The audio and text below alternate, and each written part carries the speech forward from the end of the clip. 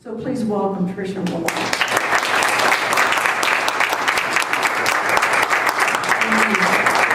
So now that you know a little bit about me, I'd like to get to know about you. So may I have a show of hands, please? How many of you believe in the tooth fairy? Okay.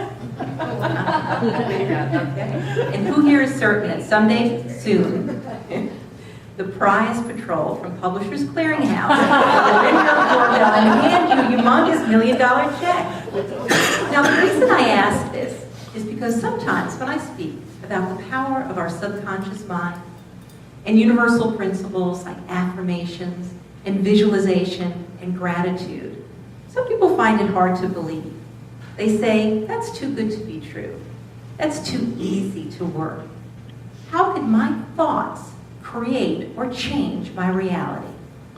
So, if you have any doubts at all, I invite you, just for the time that we're together today, to suspend your disbelief and play with the possibilities. Who's ready to play? Okay, good. So that's typically the way I begin my corporate talks. But today, I have the honor of speaking to my fellow unitics and new thought thinkers. So I know, you already know about the power of these universal or spiritual principles. But just because we know it does not necessarily mean that we're practicing it. So that's what I'm here today to share with you a simple 5-step formula called Crave, so you can begin to practice it. And one of the ways that I like to start off is to talk about this simple statement of truth. What you think, what you feel, what you say to yourself and to others, and what you believe to be true creates your reality. So my question is, will you create that reality by design or by default? So my intention is to teach you this simple 5-step formula called Crave, so you can create that reality by design. But before you can do that, we have to figure out what that reality is in the terms of goals. So I want you to think about either a personal goal, like perhaps getting healthier, a professional goal, like maybe getting a new job, or a bodacious big dream goal, like maybe having a family vacation home at the beach or in the mountains, or writing a book. So I want you to think about one goal, get one goal in your head.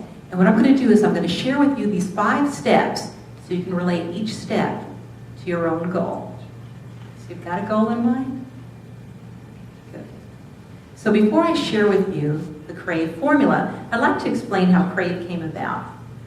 So when my book came out in 2006, I started to speak about all 10 principles from the book. They're all great principles. They've been around forever. I've just packaged them in a way to make them easier to practice and to remember and to share with other people. So what I decided that I would do is I would talk about all 10 principles. And what I found out is even though my audiences seemed to be inspired, they were often somewhat overwhelmed. It was just too much information. And some of what I was sharing was butting up against their own limiting beliefs. And I thought, well, let me do this differently. Let me focus on 5 of the principles. And then if I could come up with an acronym, and it could be a juicy acronym, that would even be better. So that's what Crave came about, Crave Your Goals.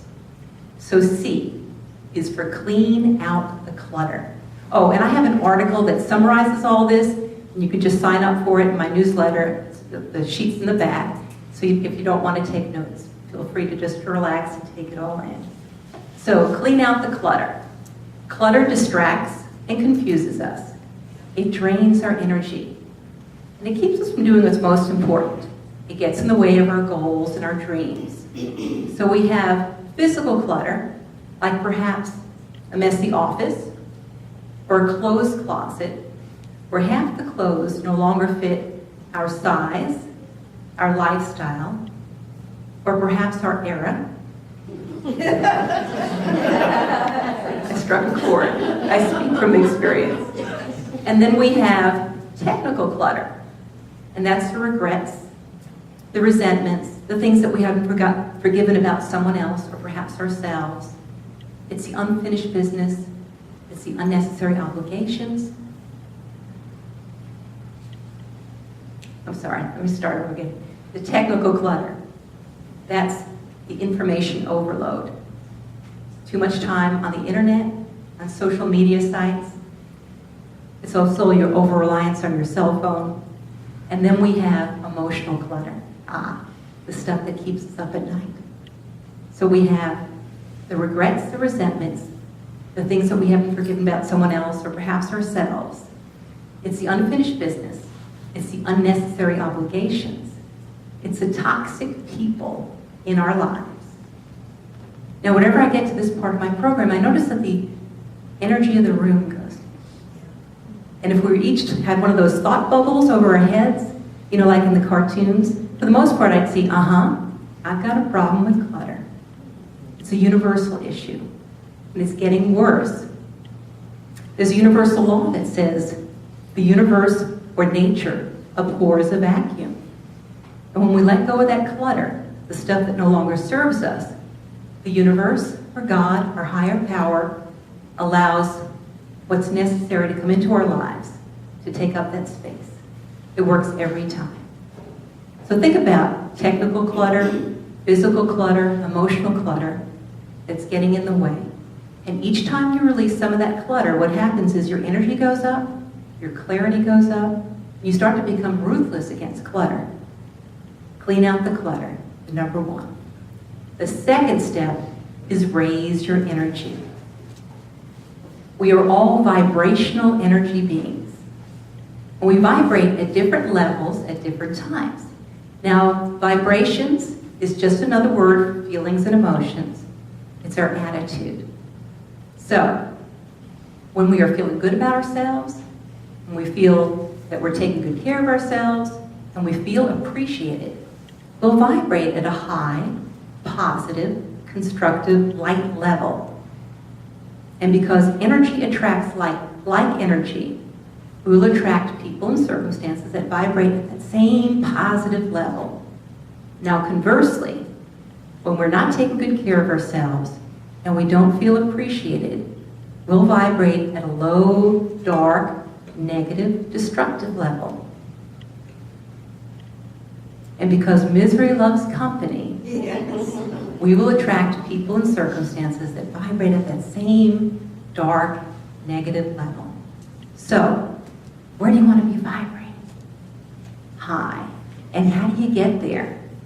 By simply loving and nurturing yourself. So what does that mean? Well, think about what your mom and your doctor has always told you. Eat healthy, drink plenty of water, get enough sleep, exercise, and then it goes deeper than that. It's about doing things that brings you joy. It's about spending time with positive, supportive people and less time with the others. It's about enjoying a hobby. It's about spending time in nature. It's about practicing random and not so random acts of kindness. So, Sydney mentioned my twins, Connor and Allison. So Allison and I were going through a Chick-fil-A drive-thru. And the last moment, I decided to pay for the woman behind us.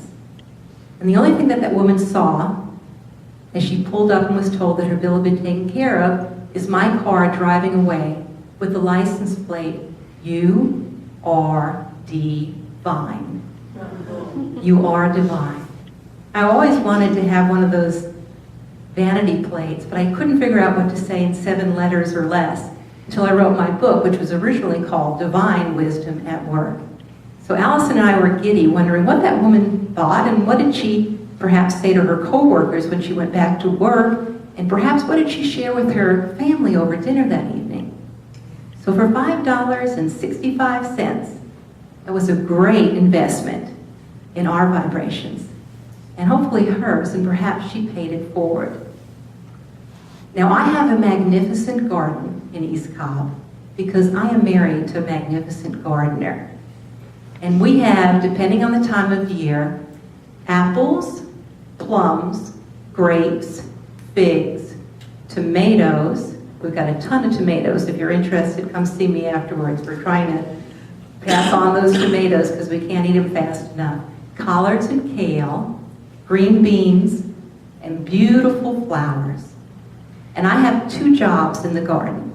The first job is to walk around the garden every once in a while and admire what my husband has done. Ed likes that.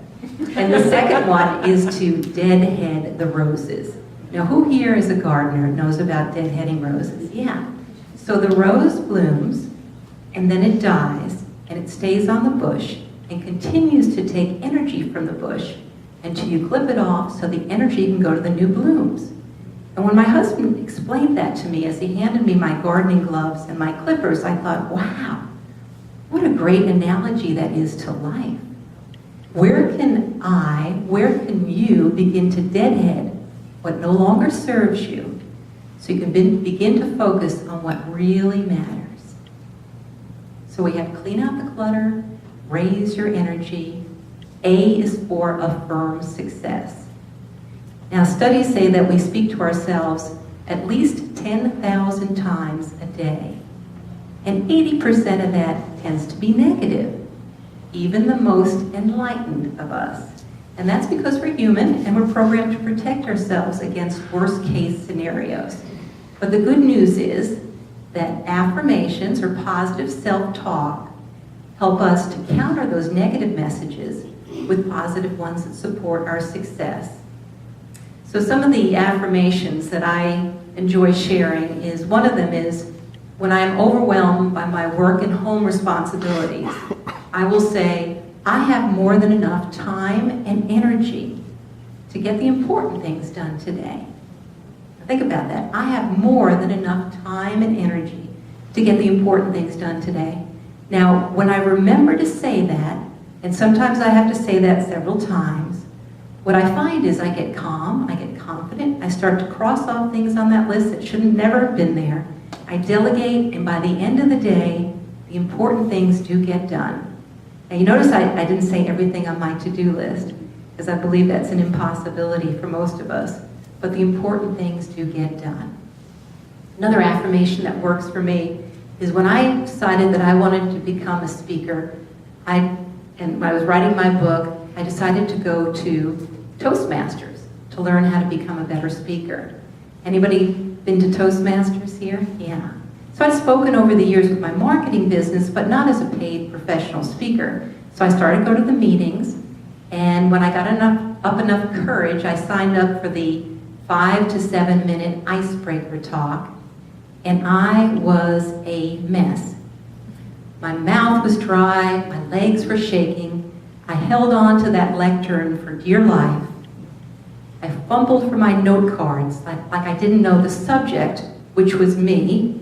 And I went through that about 3 humbling times until finally a kind evaluator said to me, you know, Tricia, you have fallen in love with your words. You are a writer before you're a speaker, and you've written the script and you're speaking from your head instead of your heart. And he was right. So I remember going home that day and saying, how can I do this differently? What are the 10 principles that I'm writing about that can help me to become a better speaker? And I thought, well, I'll create an affirmation. And my affirmation was simply, I love to speak. I really did love to speak. I just wasn't very good at it. So I started to say that to myself. I started to say that out loud. I started to say to my family, who knew I was struggling with this. So every time I would have one of those 5 to 7 minute talks, they were my guinea pigs. Okay, everybody on the couch, Mommy's going to do another talk. So the kids started going, okay, we get it. We love to speak. That's great. So all the way to the next meeting in the car, I love to speak. I love to speak. I love to share my wisdom. I love to speak. When I got there, a well-meaning member of the group came running over to me and said, I see you're on the agenda today. You're speaking. Are you nervous? Right? And I said, no, I love to speak. Nearly knocked him over. And I did a pretty good job. And then I got better and better. So think about the goals that you crave and the skills you need to develop So it might be, I love to network. It might be, I love technology. It might be, I love to exercise. Now, I love to exercise did not work for me. But what did work is, I love the way I feel when I exercise. So sometimes you have to tweak it a little bit. So clean out the clutter, raise your energy, affirm success, and V is for visualize. Every top athlete has harnessed the power of visualization. The runner sees herself breaking through the tape at the end of the race. The golfer sees the hole in one.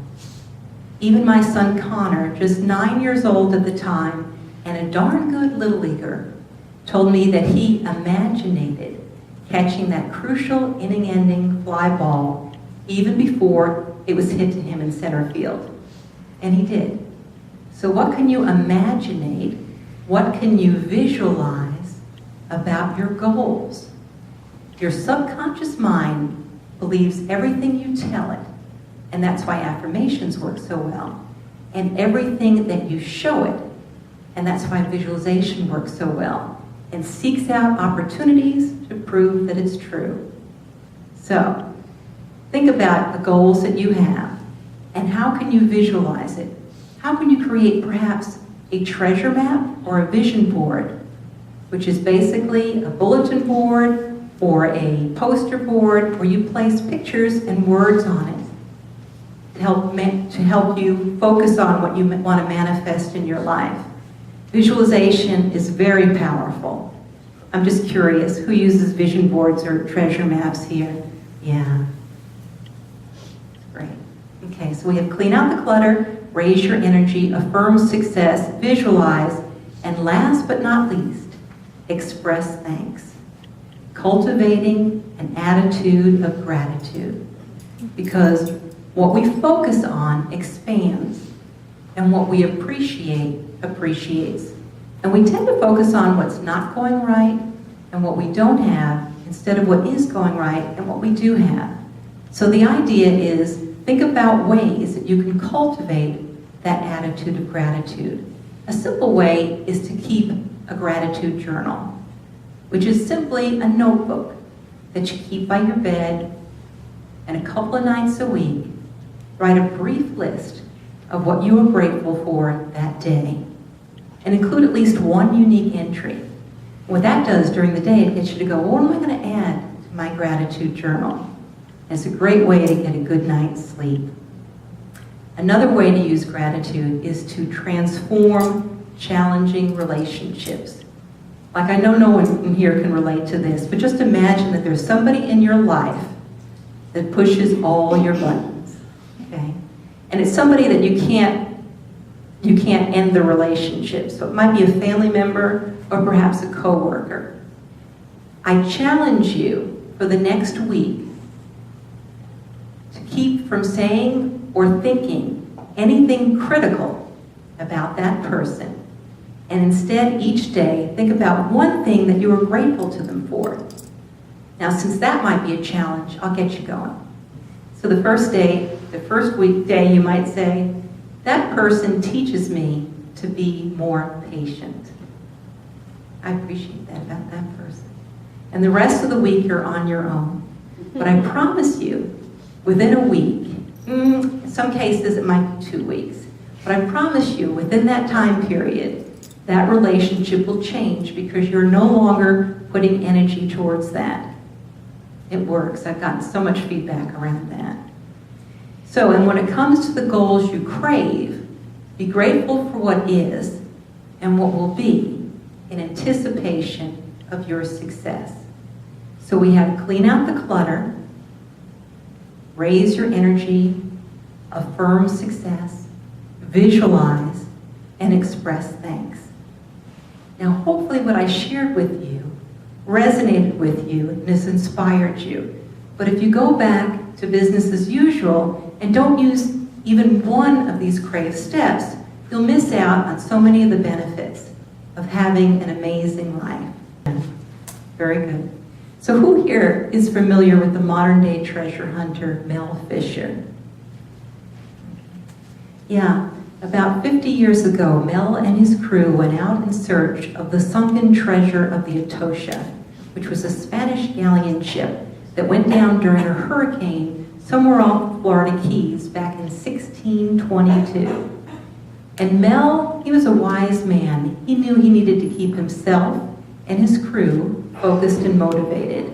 So he came up with a simple affirmation. Do you recall what that affirmation is? Anyone?